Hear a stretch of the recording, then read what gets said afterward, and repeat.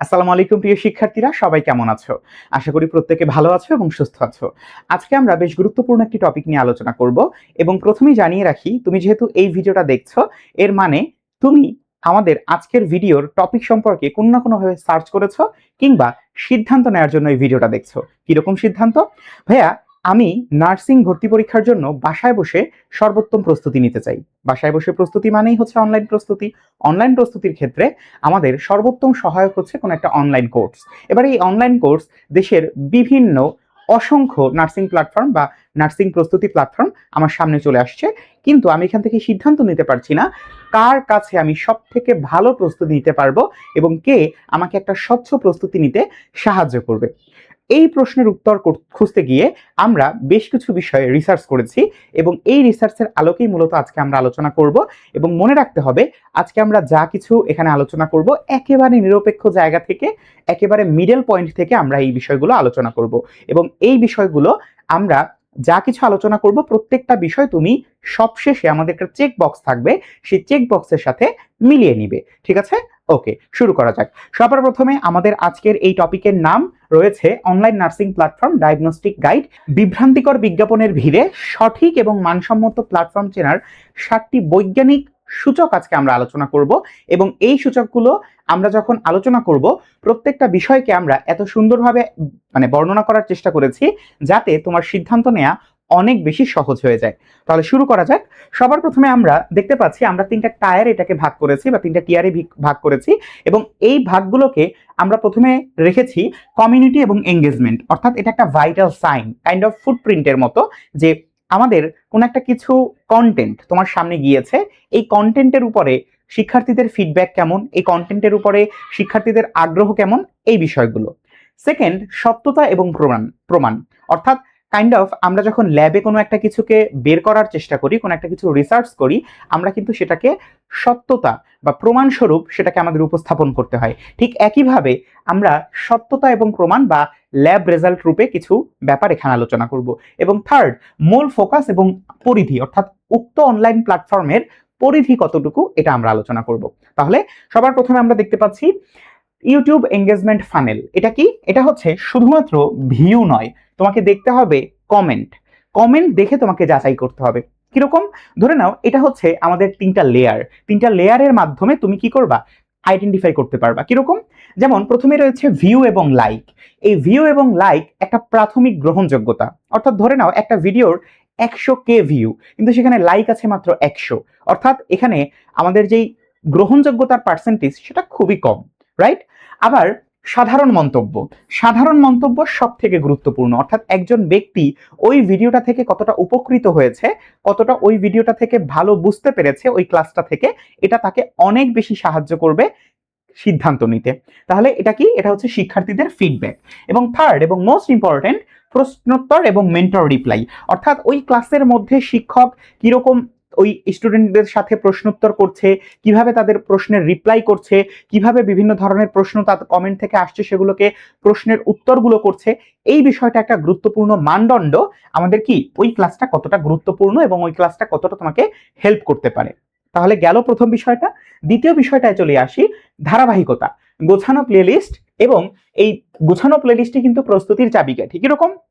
ধরে নাও তুমি একটা ইউটিউব চ্যানেলে ঢুকলে, ঢোকার পরে কোনো একটা অনলাইন প্ল্যাটফর্মের ঢোকার পরে তুমি দেখলে সেখানে অবিন্যস্ত সবকিছু। অবিন্যস্ত কিরকম?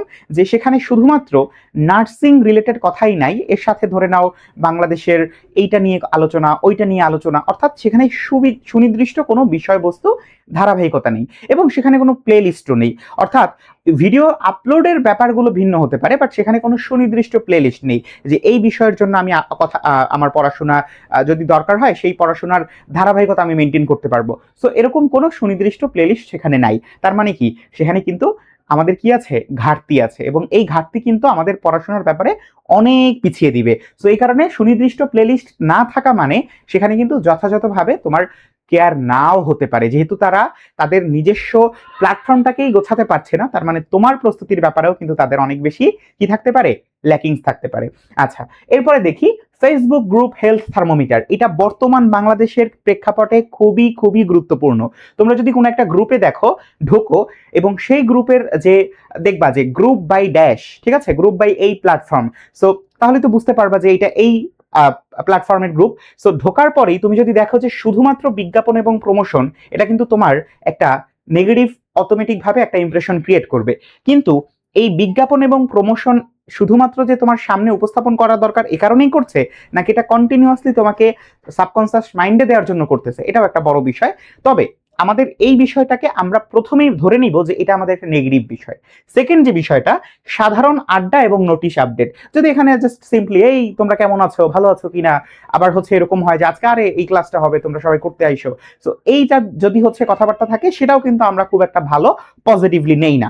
কিন্তু যদি যদি তোমার ওই গ্রুপের মধ্যে শুধুমাত্র এই ব্যাপারগুলো না, বিজ্ঞাপন থাকে, আড্ডা থাকে এবং এর সাথে আমাদের সক্রিয় একাডেমিক আলোচনা থাকে, স্টুডেন্টরা জিজ্ঞেস করছে ভাই আমি এটা কিভাবে পড়বো, স্যার এটা আমি বুঝতে পারিনি, অথবা এই বিষয়টাকে আমাকে একটু সিদ্ধান্ত নিতে সাহায্য করুন, অর্থাৎ এ ধরনের ইন্টারেক্টিভ প্রশ্নের যদি বেশি বেশি পোস্ট থাকে এবং সেখানে যদি তোমাকে নিয়মিত প্রশ্ন করা হয়, এমসিকিউ জিজ্ঞেস করা হয়, পিডিএফ দেওয়া হয়, সো এভাবে বিভিন্ন ধরনের একাডেমিক বিষয়গুলো যদি বেশি থাকে, সেটা কিন্তু একটা হেলদি গ্রুপ। এবং সেই হেলদি গ্রুপ মানেই কি, সেই হেলদি গ্রুপ মানেই হচ্ছে সেই প্ল্যাটফর্মটা তোমাকে অনেক বেশি সাহায্য করবে সারাউন্ডিংস দিয়ে। এবং সারাউন্ডিংসে কত গুরুত্বপূর্ণ এটা আসলে আমরা যখন বড় হব তখন আরো ভালো বুঝতে পারবো। আপাতত এতটুকু বুঝি যে সারাউন্ডিংস অনেক বেশি ম্যাটার করে, ঠিক আছে। আচ্ছা, এরপরে আসি ফেসবুক পেজ চলমান কন্টেন্ট মনিটরিং, অর্থাৎ ওই পেজটা কি তোমার জন্য কিনা এটা তুমি কিভাবে আইডেন্টিফাই করবে বলো তো। তোমার কি দরকার? তোমার দরকার একটা আপডেটেড এবং সঠিক গাইডলাইন মূলক প্ল্যাটফর্ম। তোমার কিন্তু র্যান্ডম কোনো প্ল্যাটফর্ম দরকার নাই যে প্ল্যাটফর্ম জাস্ট তোমাকে হচ্ছে একটা সার্টিফিকেট দিয়ে দিবে। এখন তো আমাদের সার্টিফিকেট দরকার না, আমাদের দরকার একটা সিট। তো সেই সিটটার জন্য আমাদের কি দরকার? রেগুলারিটি দরকার, ধারাবাহিকতা দরকার। তো তুমি যদি ঢুকে দেখো যে সেখানে মাঝে মাঝেই লাইভ ক্লাস হচ্ছে, বিভিন্ন বিষয়ের উপরে, বিভিন্ন টপিকের উপরে বিভিন্ন কন্টেন্ট আছে, বিভিন্ন আপডেটের ব্যাপারগুলো তোমাকে জানাচ্ছে সেই প্ল্যাটফর্ম, তার মানে কি সেটা একটা হেলদি এবং হচ্ছে সেটা খুবই অ্যাক্টিভ একটা পেজ। এবং সেকেন্ডলি এই বিষয়টা তোমাকে শুধুমাত্র বাংলাদেশের তথ্য আপডেট দিচ্ছে এমন না, তোমাকে শুধুমাত্র কোনো একটা বিনোদন দিচ্ছে এমন না, তোমাকে শুধুমাত্র রিলস দিচ্ছে এমন না। রিলসগুলোর মাঝে মাঝে দেখবা যে কিছু পেজ আছে খুবই ইন্টারেক্টিভ, সেখানে তোমার হচ্ছে বিনোদনের জন্য বিভিন্ন রিলস আপলোড করা হয়, তারপরে হচ্ছে পড়াশোনার বিভিন্ন টপিককে সুন্দরভাবে উপস্থাপন করে তোমার সামনে নিয়ে আসা হয়। কেন পড়াশোনার জায়গা কিন্তু ফেসবুক না, এটা কিন্তু আগেই মাথায় রাখতে হবে।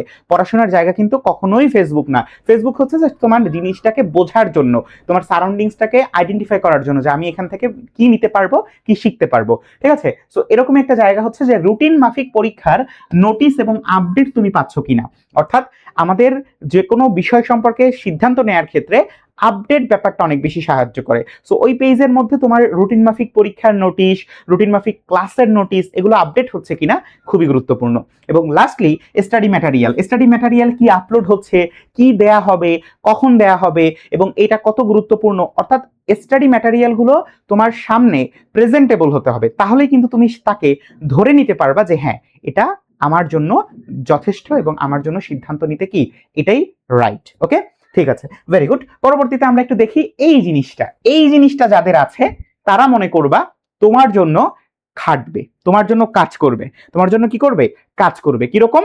যদি একটা প্ল্যাটফর্মের এরকম সাকসেস কার্ড থাকে যে সেখানে তার স্পষ্ট নাম, যেমন হচ্ছে তুমি তাকে সার্চ করলেই ফেসবুকে পাবা, তার মেধাক্রম, যাতে করে তুমি তাকে যদি হচ্ছে তোমাদের যেই রেজাল্টের পিডিএফ দেওয়া হয় সেখানে রোলটা সার্চ করলেই তুমি তার নামটা পেয়ে যাবা, এবং থার্ডলি সে কোন প্রতিষ্ঠানে চান্স পেয়েছে সেই প্রতিষ্ঠানের নাম।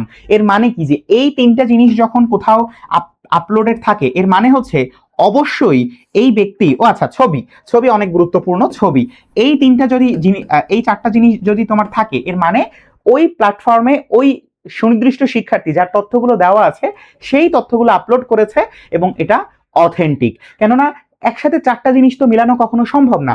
ধরে নাও আমরা যদি বলি যে শুধু নাম, ওকে ভেরি গুড, তারপরে যদি শুধু রোল অথবা চান্স পাওয়া প্রতিষ্ঠান হতে পারে, বাট ছবি সহ যদি সম্পূর্ণটা আমাদের সামনে উপস্থাপন হয় তাহলে সেটা অথেন্টিক এবং সেটা একটা কি তাদের চান্স প্রাপ্তির একটা প্রমাণ, সাকসেস রেটের একটা প্রমাণ। এবং অতিরিক্ত প্রমাণ যদি হচ্ছে থাকে সেটা তো আরো বেশি ভালো, অর্থাৎ ভিডিও ইন্টারভিউ কেমন, যে সে কিভাবে চান্স পেয়েছে, কিভাবে ওই প্ল্যাটফর্ম তাকে সাহায্য করেছে, এই বিষয়গুলো যদি তার সামনে উপস্থাপন হয় অনেক অনেক বেশি হেল্প হবে, ঠিক আছে। ওকে, পরবর্তীতে আসি পড়াশোনার পরিধি। এই বিষয়টা বাংলাদেশের জন্য অনেক বেশি গুরুত্বপূর্ণ। তুমি একটা প্ল্যাটফর্মে জাস্ট ভর্তি হয়ে গেলে, তুমি সেখান থেকে পড়াশোনা করতেছো, সবকিছু ঠিক আছে, বাট যদি সেটার ভিতটা মজবুত না থাকে তাহলে কিন্তু বিপদ।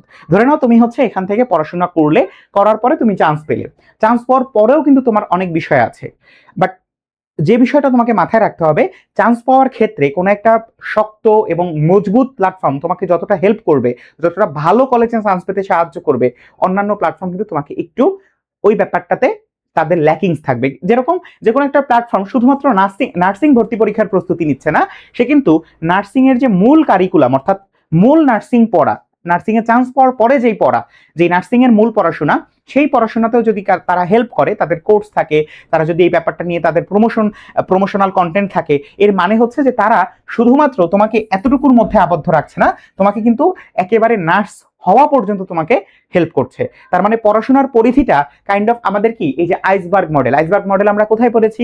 বায়োলজির মধ্যে, ফ্লুইড মোজাইক মডেল, কৌশিল্যির মধ্যে। সো পড়াশোনার মধ্যে আজকে যাব না, বাট এইটুকু তো বুঝতেই পারছো যে শুধুমাত্র নার্সিং অ্যাডমিশন না, অ্যাডমিশনের পরেও যদি তাদের এক্সটেন্ডেড প্রোগ্রাম থাকে, এর মানে হচ্ছে তারা দীর্ঘ মেয়াদী এবং খুব লং লাস্টিং একটা প্ল্যাটফর্ম, যেটা তোমাকে অবশ্যই প্রশ্নোত্তর সহ বা তোমার সাথে তোমার অ্যাডমিশন সহ পরবর্তী জীবনটাও বা পরবর্তী সময়টাও তোমার সাথে তারা কানেক্টেড থাকার চেষ্টা করবে। আচ্ছা, এরপরে রয়েছে মূল ফোকাস, ডেডিকেটেড প্ল্যাটফর্ম বনাম সিস্টার কনসার্ন। খুবই খুবই গুরুত্বপূর্ণ। তোমার সামনে দুইটা প্ল্যাটফর্ম, একটা প্ল্যাটফর্ম হচ্ছে সিস্টার কনসার্ন, অর্থাৎ তাদের কি বলা যেতে পারে, তাদের হচ্ছে মেডিকেল ভার্সিটি প্রোগ্রাম আছে, তাদের অন্যান্য অনেক প্রোগ্রাম আছে, তার সাথে ছোট্ট করে নার্সিংটা অ্যাড করা হয়েছে। এর মানে কি, যে এটা হচ্ছে সিস্টার কনসার্ন, এক্সট্রা একটা পার্ট, অর্থাৎ নার্সিং এর জন্য অনেক শিক্ষার্থী আছে, তাহলে নার্সিং এর জন্য তাদেরকে আমরা অ্যাড করে দিই, ঠিক আছে, একটা আলাদা ছোট্ট প্ল্যাটফর্ম খুলে ফেলি। এটার মানে হচ্ছে এইখান থেকে, অর্থাৎ এই মেডিকেল ভার্সিটি প্রোগ্রামের অনেক কাটপিস জিনিস তোমরা এখানে পড়বা, অর্থাৎ এখানে ডেডিকেটেড ব্যাপারটা থাকবে না। কিরকম? ধরে নাও এই যে মেডিকেল বা বিশ্ববিদ্যালয় কোচিং এর সাইড প্রজেক্ট, অন্যদিকে আমাদের ডেডিকেটেড যে প্ল্যাটফর্ম সেটা শুধুমাত্র ফোকাস নার্সিং এ। আমরা জানি যে আসলে আমাদের ডাইভার্সিফাই বা এই যে মাল্টিটাস্কিং করা বাংলাদেশের প্রেক্ষাপটে খুবই টাফ, এবং একটা প্রতিষ্ঠান যখন শুধুমাত্র নার্সিং নিয়ে কাজ করবে, এর মানে কি, তাদের প্রোগ্রামগুলো থাকবে শুধুমাত্র নার্সিং বেসড, তাদের এক্সটেন্ডেড প্রোগ্রামগুলো থাকবে নার্সিং বেসড, অর্থাৎ তোমাকে পরিপূর্ণভাবে প্যাকেজ ভাবে তোমার সামনে উপস্থাপন করতে পারবে। বাট যদি সাইড প্রজেক্ট হয় তাহলে কিন্তু কাট অফ গুলোই চলে আসবে, যেমন সাধারণ রেকর্ড করা ক্লাস, অথবা যেই লাইভ ক্লাসগুলো হবে সেই লাইভ ক্লাসগুলোর মধ্যে এক্সট্রা ম্যাটেরিয়াল যেগুলো মূলত এখান থেকে চলে আসছে। কিন্তু আমাদের তো দরকার কি, আমাদের দরকার হচ্ছে পর্যাপ্ত লাইভ ক্লাস এবং নিয়মিত পরীক্ষা, এবং এটা কিন্তু হচ্ছে একটার সাথে আর একটা কি করেসপন্ডিং, যে তোমার এমন যদি হয় যে 6 মাসের মধ্যে, সরি 5 মাসের কোর্স, তার মধ্যে প্রথম 2 মাসের মধ্যে লাইভ ক্লাসগুলো শেষ করে দিয়ে পরবর্তী 3 মাসে তোমাকে শুধু পরীক্ষা নিচ্ছে, এরকম কিন্তু হলে বিপদ। আমাকে আমাকে আমাকে আমাকে কি করতে হবে, করেসপন্ডিং ক্লাস এবং আমার কি এক্সাম দরকার, যাতে করে আমি ক্লাস করলাম, এক্সাম দিলাম, আমার নিজেকে আমি কতটা প্রস্তুত করতে পেরেছি অধ্যায়ের উপরে যাচাই করতে পারলাম, সহজ হিসাব। এবং লাস্টলি অন্য কোর্সের এডিট করা শীট, বই ইত্যাদি ইত্যাদি, যাতে করে তোমার অনেক অংশ কাটা পড়ে যায়, অনেক বিষয়বস্তু তুমি বুঝতে পারো না, অনেক বিষয়বস্তু তোমার সামনে সঠিকভাবে উপস্থাপন করা হয় না, কাটপিস। কিন্তু যখন তুমি ডেডিকেটেড প্ল্যাটফর্মে যুক্ত হবা, তখন দেখবা যে মানসম্মত এবং নিজস্ব প্রিন্টেড বই, শুধুমাত্র ওই নার্সিং এর জন্যই প্রিন্টেড বই তোমাকে সরবরাহ করা হবে। এটা তোমার জন্য কি অনেক অনেক বেশি হেল্পফুল হবে। সুতরাং যাদের মূল ফোকাস নার্সিং, তাদের বেছে নেওয়া কি সব থেকে বুদ্ধিমানের কাজ হবে। এবং এতক্ষণ পর্যন্ত আমরা যা কিছু দেখলাম, সব কিছুকে যদি তুমি ধারাবাহিকভাবে এখান থেকে মিলাতে পারো, যে ইউটিউবে প্রশ্নোত্তর, মেন্টার রিপ্লাই আছে কিনা, বিষয়ভিত্তিক গোছানো ইউটিউব প্লেলিস্ট আছে কিনা, ফেসবুক গ্রুপে নিয়মিত একাডেমিক আলোচনা হয় কিনা, পেজে লাইভ এবং রুটিন আপডেট থাকে কিনা, সাকসেস কার্ডে এই বিষয়গুলো থাকে কিনা, ভর্তি প্রস্তুতির পাশাপাশি মূল কারিকুলাম অর্থাৎ নার্সিং এর পড়াশোনাও পড়ানো হয় কিনা, এবং এটা কি নার্সিং এর জন্যই ডেডিকেটেড প্ল্যাটফর্ম কিনা, এই বিষয়গুলো যদি মিলে, এবং আলটিমেটলি তাদের জন্য বিশেষ যদি কোনো অ্যাপ থাকে, তখন কিন্তু তোমার জন্য জিনিসটা শতভাগ নিশ্চিত হয়ে গেল যে হ্যাঁ, আমার এইগুলো যদি মিলে থাকে, একটা দুইটা বাদ যেতেই পারে, সমস্যা নেই, বাট সবগুলো মিলে গিয়েছে আর সাথে অ্যাপও আছে, শেষ। তোমার জন্য এইটা সিদ্ধান্ত সব থেকে বেস্ট হবে, এবং তুমি তখন বুঝতে পারবা তোমার এটাই বেস্ট অপশন। ঠিক আছে? সো এই বিষয়গুলো আমরা এখান থেকে আলোচনা করলাম, এবং এই সূচকগুলো যদি তুমি নির্ণয় করতে পারো যে হ্যাঁ, আমার এটাও ঠিক আছে, এটাও ঠিক আছে, এটাও ঠিক আছে, এটাও এটাও এটাও, প্রত্যেকটাই যদি হচ্ছে আমার টিক মার্ক পড়ে এবং অ্যাপও যদি আমার টিক মার্ক পড়ে, তখনই তুমি হচ্ছে একেবারে নিশ্চিন্তভাবে ওই প্ল্যাটফর্মটাকে তোমার প্রস্তুতির একটা সহযোগী হিসাবে নিতে পারো। তুমি সেখান থেকে কোর্স নিতে পারো, সেখান থেকে ম্যাটেরিয়ালস নিতে পারো, তোমার যতটুকু যা প্রয়োজন সেখানে কল করে তুমি জিজ্ঞেস করতে পারো। সো এই ভিডিওটা এই পর্যন্তই। যে কোনো প্রশ্ন থাকলে তোমরা কমেন্টে করতে পারো, আমরা উত্তর করার চেষ্টা করব। এবং তোমাদের জন্য অনেক অনেক শুভকামনা। আসসালামু আলাইকুম।